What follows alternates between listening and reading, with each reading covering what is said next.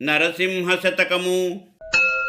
గరుడవాహన దివ్య గౌస్తుభాలంకార రవికోటి తేజ సారంగవదన మణిగణాన్విత హేమ మకుటాభరణ చారు మకర కుండల లసన్మందహాస కాంచనాంబర రత్న కాంచీ విభూషిత సురవరార్చిత చంద్ర సూర్యనయన కమలనాభ ముకుంద గంగాధరస్తుత రాక్షసాంతక నాగరాజశయన పతిత పావన లక్ష్మీశ బ్రహ్మజనక భక్తవత్సల సర్వేశ పరమపురుష భూషణ వికాస శ్రీధర్మపుర నివాస దుష్ట సంహార నరసింహ దురిత దూర.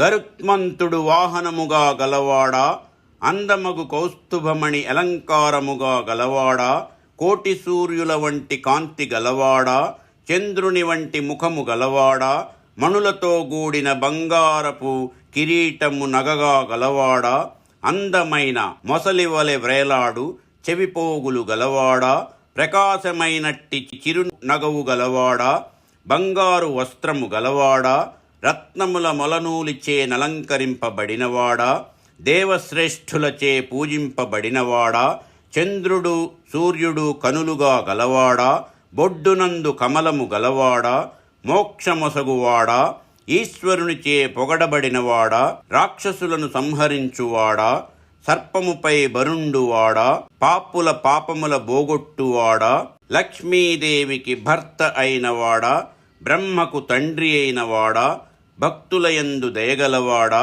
సర్వమునకు ప్రభువైనవాడా, పురుషులలో ఉత్తమోత్తముడవైనవాడా అని సులభముగా భగవంతుని స్తోత్రము గావింపబడినదని భావము.